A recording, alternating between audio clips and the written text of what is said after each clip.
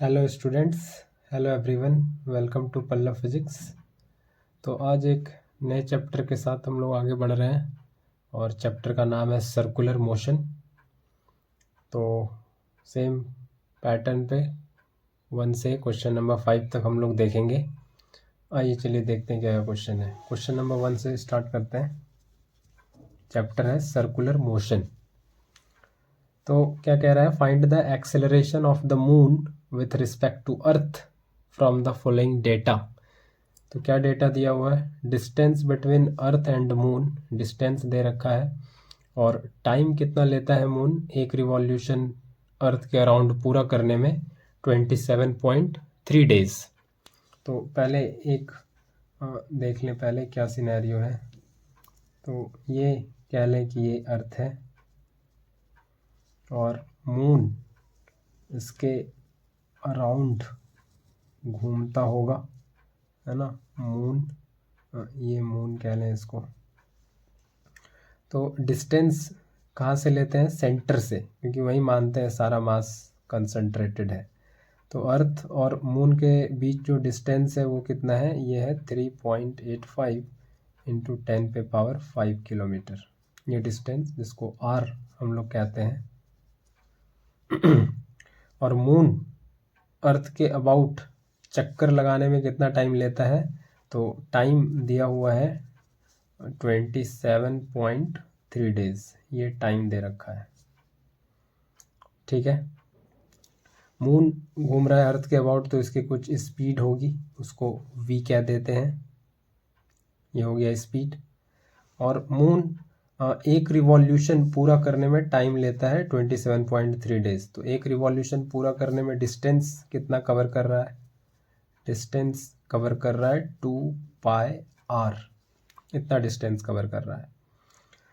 तो क्वेश्चन क्या पूछा गया है, क्वेश्चन पूछा गया और आर कितना दे रखा है, 3.85 इंटू 10⁵ किलोमीटर। इसको मीटर बना लें, 3.85 इंटू 10⁵ इंटू 10⁵, ये मीटर, 3.85 इंटू 10⁸ मीटर ये आ रहा है। ठीक है, ये आ रहा है distance between earth and moon. तो निकालना क्या है, निकालना है एक्सेलरेशन, मून का एक्सेलरेशन। तो मून अर्थ के अबाउट घूम पा रहा है, क्यों, क्योंकि लगातार इस पे एक ग्रेविटेशनल पुल लग रहा है ना, सेंटर की तरफ। तो सर्कुलर मोशन में कोई बॉडी अगर घूम पाता है तो कहते हैं कि एक फोर्स लगता है जिसकी वजह से वो घूम पाता है, और वो फोर्स है सेंट्रीपिटल फोर्स। तो सेंट्रीपिटल फोर्स कोई अलग टाइप का फोर्स नहीं है। जो फोर्स नेट लग रहा होता है सर्कुलर मोशन में इनवर्ड डायरेक्शन में, इनवर्ड डायरेक्शन कहने का मतलब है टुवर्ड्स द सेंटर, इनवर्ड मतलब टुवर्ड्स द सेंटर, जो फोर्स लग रहा होता है वही सेंट्रीपिटल फोर्स बन जाता है। तो यहाँ पे जो ग्रेविटेशनल फोर्स है वही क्या चीज़ रोल प्ले कर रहा है, सेंट्रीपिटल फोर्स का। तो सेंट्रीपिटल फोर्स लग रहा है तो सेंट्रीपिटल एक्सेलरेशन भी होगा, सेंट्रीपिटल एक्सेलरेशन भी होगा। तो यही एक्सेलरेशन पूछा है, मून का एक्सेलरेशन बताना है अर्थ के रिस्पेक्ट में। तो सेंट्रीपिटल एक्सेलरेशन कितना होता है मालूम है, सेंट्रीपिटल एक्सेलरेशन होता है v²/r। तो r भी दिया हुआ है, v कैसे आएगा, तो ये स्पीड ऑफ द मून है, तो v हो जाएगा distance by time, speed is equal to distance by time. v² करना है तो v², 4π²r²/t²। तो v² का वैल्यू यहाँ सब्स्टिट्यूट कर दें, 4π²r²/t² डिवाइडेड बाय r। ये r से r कैंसिल होगा, 4π²r/t²। तो ये कितना आ जा रहा है सेंट्रीपिटल एक्सेलरेशन, 4 इंटू 9.87 π², r कितना है 3.85 इंटू 10⁸। टाइम कितना है 27.3 डेज, तो इसको करना होगा सेकेंड में। तो 1 डे में कितना 24 आवर, 1 आवर में कितना 60 मिनट, 1 मिनट में कितना 60 सेकेंड, और इसका स्क्वायर। तो इसको सॉल्व करके आ जाता है 2.73 इंटू 10⁻³ मीटर पर सेकेंड स्क्वायर। ये इतना सेंट्रीपिटल एक्सेलरेशन आ जाएगा। ठीक है, आगे बढ़ते हैं। क्वेश्चन नंबर 2 देखते हैं। क्वेश्चन नंबर 2 क्या कह रहा है ये समझते हैं अब आगे। ठीक है, ये देख लें क्वेश्चन नंबर 2। तो find the acceleration of a particle placed on the surface of earth at the equator due to earth rotation. तो क्या सिनेरियो है, तो अर्थ है, इसके सरफेस पे, ये हो गया सेंटर, इक्वेटर कहीं यहाँ कह लें, यहाँ पे पार्टिकल रखा हुआ है। ठीक है, अर्थ के सरफेस पे इक्वेटोरियल पोजीशन पे यहाँ पे रखा हुआ है। अर्थ का डायमीटर मतलब ये पूरा, ये डायमीटर, तो ये डायमीटर कितना दे रखा है, डायमीटर दे रखा है 12800 किलोमीटर। तो रेडियस यहाँ से हो जाएगा 6400 किलोमीटर, और मीटर में इसको कर लें तो 6.4 इंटू 10⁻6 मीटर। और कितना टाइम लेता है ये पार्टिकल जो भी है, 24 आवर्स 1 रिवॉल्यूशन करने में। तो टाइम ले रहा है 24 आवर्स। तो ये कितना हो गया सेकेंड में, 24 इंटू 60 ये हो गया सेकेंड में। तो फिर से वही सिनेरियो है, ये अर्थ है, इस पार्टिकल को इसमें घूमना है बेसिकली, तो ये अपने एक्सिस पे ही घूम रहा है। तो ये घूम रहा है, जो भी टाइम लग रहा है वो गिवन है। तो इसको ये घूम पार्टिकल किस लिए पा रहा है, ये घूम इसीलिए पा रहा है क्योंकि इस पर एक सेंट्रिपिटल फोर्स लग रहा है, इनवर्ड, फिर इनवर्ड नहीं, towards the centre circular motion में एक फोर्स लगता है। तो यहाँ पे वही ग्रेविटेशनल फोर्स है जो सेंट्रिपिटल फोर्स का काम करेगा यहाँ पे। तो फिर से वही पूछा है एक्सेलरेशन ऑफ द पार्टिकल। तो एक्सेलरेशन ऑफ द पार्टिकल कितना होता है, v²/r, है ना। एक्सेलरेशन ऑफ द पार्टिकल ही पूछा है, तो ये हो जाएगा v²/r। तो v कितना होगा, v होगा कितना पार्टिकल डिस्टेंस कवर करेगा, 2πr/t। तो v स्क्वायर है तो 4π²r²/t का स्क्वायर। तो कितना आ जाएगा, तो ये आ जाएगा सेंट्रिपिटल एक्सेलरेशन AC, v² की जगह रखें 4π²r²/t², और नीचे एक r है, तो ये r से r कैंसिल होगा, तो ये आएगा 4π²r/t²। तो 4 इंटू 9.87, और r कितना है 6.4 इंटू 10⁻6, और t² कितना है, तो ये 24 इंटू 60 इसका स्क्वायर। तो ये कितना आ जाता है, ये आ जाता है 0.0338 समथिंग, इतना मीटर पर सेकेंड स्क्वायर ये आ जाने वाला है आंसर क्वेश्चन नंबर सेकेंड का। तो क्वेश्चन नंबर थर्ड देखें, अब क्वेश्चन नंबर थर्ड देखें, क्वेश्चन नंबर थर्ड देख लेते हैं क्या कह रहा है। ठीक है, विजिबल है अच्छे से। क्वेश्चन नंबर थर्ड देखते हैं ये क्या कह रहा है। तो एक पार्टिकल है जो सर्कल में मूव कर रहा है जिसका रेडियस 1 सेंटीमीटर है। तो पार्टिकल क्या है, तो आज हम लोग सर्कुलर मोशन लिए हैं ज़्यादा।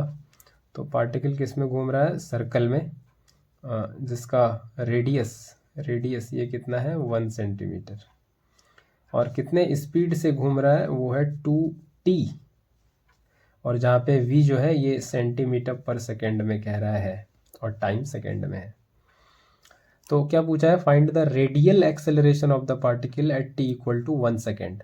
तो रेडियल एक्सेलरेशन क्या होता है, रेडियल एक्सेलरेशन मतलब जो रेडियस के अलॉन्ग लग रहा हो।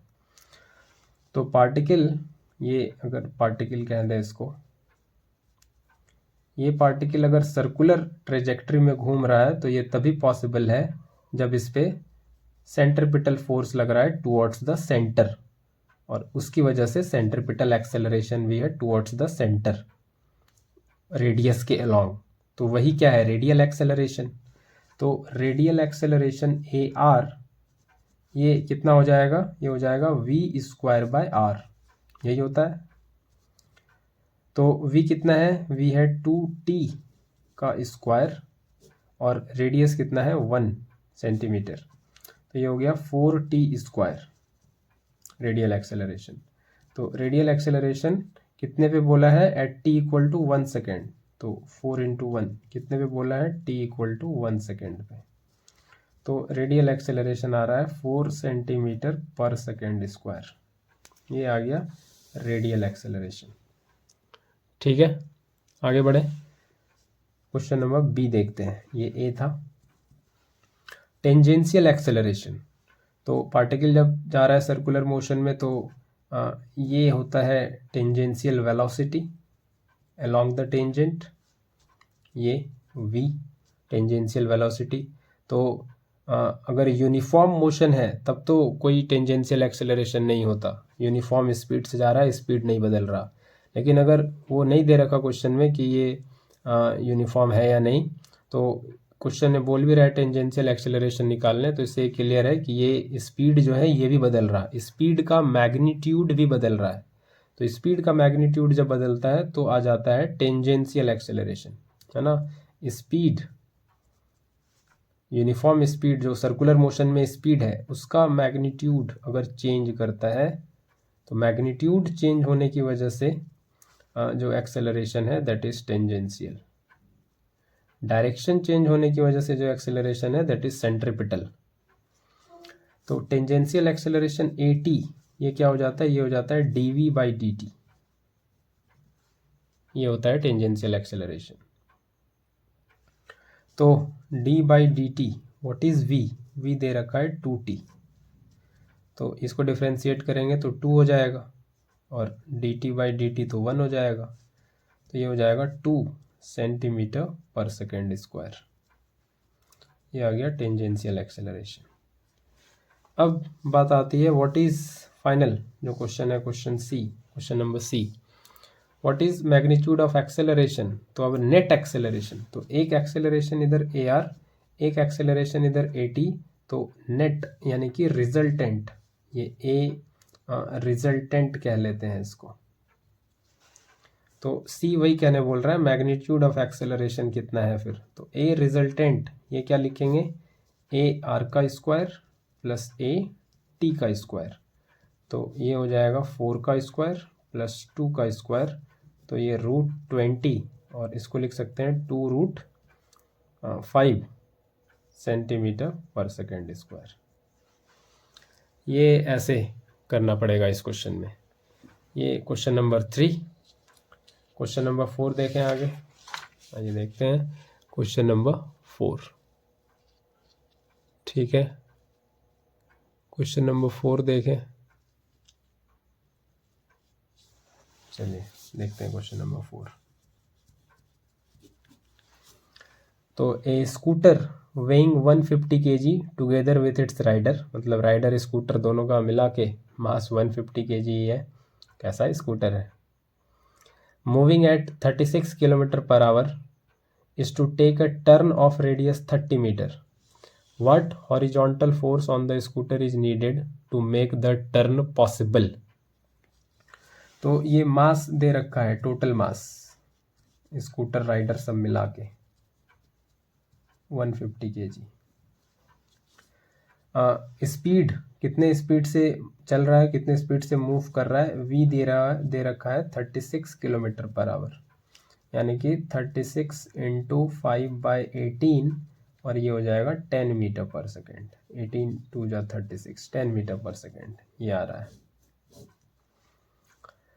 तो इसको टर्न लेना है कितने रेडियस का, 30 मीटर का, तो कितना इस पे हॉरिजॉन्टल फोर्स लगेगा स्कूटर पे ताकि ये टर्न हो सके, आराम से अच्छे से हो सके। तो इसे कुछ सिनेरियो ऐसा लग रहा है कि ये इस तरह से सर्कुलर है ना, ये टर्न लेने वाला है और ये जा रहा है इधर, है ना, ये इधर जा रहा है, आगे जाके ये इधर टर्न लेगा। तो ये जो टर्न ले रहा है वो कितने रेडियस का है, वो कितने रेडियस का है, ये जो टर्न ले रहा है ये कितने रेडियस का है, ये 30 मीटर टर्न ले रहा है, इतने रेडियस में ये टर्न ले रहा है ना, 30 मीटर के रेडियस में ये टर्न ले रहा है। तो कितना इस पे हॉरिजॉन्टल फोर्स लगेगा ताकि ये टर्न हो सके? तो हॉरिजॉन्टल फोर्स कितना लगेगा ये टर्न हो सके? तो हॉरिजॉन्टल फोर्स मतलब ये है ना, ये हॉरिजॉन्टल फोर्स, ये हॉरिजॉन्टल फोर्स। तो कितना लगेगा हॉरिजॉन्टल फोर्स? मतलब net force towards the centre, इसको इधर टर्न लेना है आगे जाके, तो net force towards the centre यही होगा हॉरिजॉन्टल फोर्स। तो वो हॉरिजॉन्टल फोर्स जो यहाँ बात की जा रही है वो क्या है? हॉरिजॉन्टल फोर्स जो यहाँ पे बात की जा रही है वो है सेंट्रीपिटल फोर्स। और ये कितना होता है? ये होता है mv²/r। तो what is mass? Mass is 150 kg। What is v? 10 metre पर सेकेंड इसका square. And what is r? 30 metre. तो ये ज़ीरो कैंसिल, 3 5 जा 15, 5 इंटू 100 दैट इज 500 न्यूटन। तो इतना फोर्स लगना पड़ेगा ताकि उसका टर्न पॉसिबल हो पाए। ठीक है, इतना लगना पड़ेगा ताकि उसका टर्न पॉसिबल हो पाए। आगे बढ़े, क्वेश्चन नंबर 5 देखते हैं। क्वेश्चन नंबर 5 क्या कह रहा है, आइए देखें, समझे क्वेश्चन नंबर 5 को। तो ये हमारा लास्ट क्वेश्चन होगा आज का। तो चैनल को प्लीज़ सब्सक्राइब करें, पल्लव फिजिक्स चैनल का नाम है, और बेल आइकन ज़रूर दबाएं ताकि आपको अपकमिंग वीडियोस की जानकारी मिलती रहे। चलिए आगे देखते हैं। Horizontal force, if the horizontal force needed for the turn in the previous problem, जो अभी 4th नंबर क्वेश्चन हम लोग देखे उसी की बात की जा रही है, is to be supplied by normal force by the road, what should be the proper angle of banking. ये एंगल ऑफ बैंकिंग का क्वेश्चन आ गया। तो अभी जो हम लोग पहले वाला क्वेश्चन देख चुके हैं उसमें हॉरिजॉन्टल फोर्स कैलकुलेट किए जो 500 न्यूटन आया, वो टर्न को पॉसिबल बनाने के लिए ज़रूरी है। लेकिन यहाँ पे थोड़ा ट्विस्ट है क्वेश्चन में कि उस हॉरिजॉन्टल फोर्स की जगह अगर नॉर्मल फोर्स लगता है ना, नॉर्मल फोर्स से अगर वो रिप्लेस कर दिया जाए, is to be supplied by, मतलब नॉर्मल फोर्स अगर वो हॉरिजॉन्टल फोर्स जो दे रहा था वो अब नॉर्मल फोर्स सप्लाई करने लगे बाय द रोड, तो what should be the angle of banking. Road को कितना उठा देना पड़ेगा, है ना, एंगल ऑफ बैंकिंग यही तो होता है। कि अभी आपने सीधा सीधा रोड देखा, अभी रोड कैसा हो गया, कुछ ऐसा हो गया कि ये हॉरिजॉन्टल है और यहाँ से रोड को कितना उठा दिया गया, है ना, कुछ इस तरह से, कुछ इस तरह से ये रोड को कितना उठा दिया गया, ये थीटा, यही है एंगल ऑफ बैंकिंग। कितने एंगल से रोड को बैंक्ड कर दिया गया। बैंक्ड करना मतलब साइड से उठा देना, एजेस से उठा देना, रोड के किनारे से उठा देते हैं सड़क कंस्ट्रक्शन में, वही है बैंकिंग। तो एंगल ऑफ बैंकिंग निकालने बोला जा रहा है, ये थीटा निकालने बोला जा रहा है, ये थीटा है कितना। और यहाँ पे वो पूरा स्कूटर राइडर है तो उसको हम एक ऑब्जेक्ट की तरह बना रहे हैं, स्कीमेटिक, ये उसका मास m है। ये इस तरह से कुछ सिनेरियो है। तो इसमें कितना नॉर्मल फोर्स लग रहा है वो फाइंड करना है जो रोड सप्लाई कर रहा है अब इस बार। तो ये तो है सिनेरियो, अब इसको थोड़ा इधर करके बनाएं। तो ये है इंक्लाइंड प्लेन जैसा, ये बैंक्ड हो गया है रोड अब, है ना, ये रोड क्या हो गया है, बैंक्ड। और अब इस पे सारा सिनेरियो चलना है ऐसे, इस पे फोर्स लगेगा mg, और ये नॉर्मल रिएक्शन आ रहा होगा रोड का, है ना, ये नॉर्मल रिएक्शन आ रहा होगा। और ये वर्टिकल, ये mg, ये कितना है 90, ये थीटा, तो ये 90 माइनस थीटा हो जाएगा, ये वाला 90 माइनस थीटा। तो ये कितना हो जाएगा, इसको पीछे बढ़ाएं, ये कितना हो जाएगा, ये हो जाएगा थीटा, ये थीटा, तो ये भी थीटा। तो सीधी सी बात ये है कि जो इंक्लाइंड प्लेन हॉरिजॉन्टल के साथ एंगल बनाता है वही नॉर्मल वर्टिकल के साथ बनाता है। तो ये भी क्या है, थीटा। तो एन का अब कंपोनेंट रिजोल्यूशन करें इधर, तो ये थीटा के साथ ये वाला क्या होगा, एन कॉस थीटा, और इसके परपेंडिकुलर ये क्या हो जाएगा, एन साइन थीटा। तो ये बात ऐसे ध्यान रखनी, ये ऐसे भी समझ में आ रहा है, वर्टिकली अपोजिट एंगल से भी बात समझ आ रही है, या ऐसे बात को समझा जा सकता है कि जो इंक्लाइंड प्लेन हॉरिजॉन्टल के साथ एंगल बनाता है वही नॉर्मल वर्टिकल के साथ एंगल बनाता है। ये क्या है, ये है वर्टिकल। ठीक है, तो ये हो गया कंपोनेंट रिजोल्यूशन से, ये हो गया एन कॉस थीटा और ये हो गया sine theta, n sine theta. जिसके साथ एंगल चिपका हुआ है वो होता है कॉस वाला, जिसके साथ नहीं वो साइन वाला, एन साइन थीटा। और ये हॉरिजॉन्टल फोर्स ये तो लगता रहेगा, जो सेंट्रीपिटल फोर्स है basically m v square by r, ये लगेगा टुवर्ड्स द सेंटर। तो फोर्सेस को आप बैलेंस करें तो ये हो जाएगा n cos theta equal to m g, ये हो जाएगा n sine theta equal to m v square by r. तो इसको डिवाइड कर लें, तो डिवाइड करने से क्या मिलेगा, n sine theta divided by n cos theta equal to m v square by r divided by m g. तो m से m कैंसिल हो गया, ये आ रहा है v square by R G. तो n से n कैंसिल हो गया, ये हो गया टेन थीटा, और ये आ रहा है v square by R G. तो v कितना है, प्रीवियस प्रॉब्लम में v दे रखा था 10 मीटर पर सेकेंड आया था, और r ये कितना था 30 मीटर, और g का वैल्यू तो 10 मीटर पर सेकेंड स्क्वायर लेना है। तो v स्क्वायर कितना आ जाएगा, 10 का स्क्वायर डिवाइडेड बाय आर 30 है और जी 10 है। तो ये 100 डिवाइडेड बाय 30 इंटू 10, तो 0 0 0 0 कैंसिल, ये आ गया 1/3। तो थीटा यहाँ से आ जाएगा 10 इनवर्स 1/3। तो ये एंगल ऑफ बैंकिंग होना पड़ेगा अगर नॉर्मल फोर्स रोड को सप्लाई करना है तो। ठीक है, ये समझ में आया, बैंकिंग की कहानी समझ में आई। रोड को साइड से उठा देना, दैट इज बैंकिंग, है ना, उसी को बैंकिंग कहते हैं। तो आई होप ये समझ आया होगा आप लोग को। तो आज के लिए इतना ही, थैंक यू वेरी मच।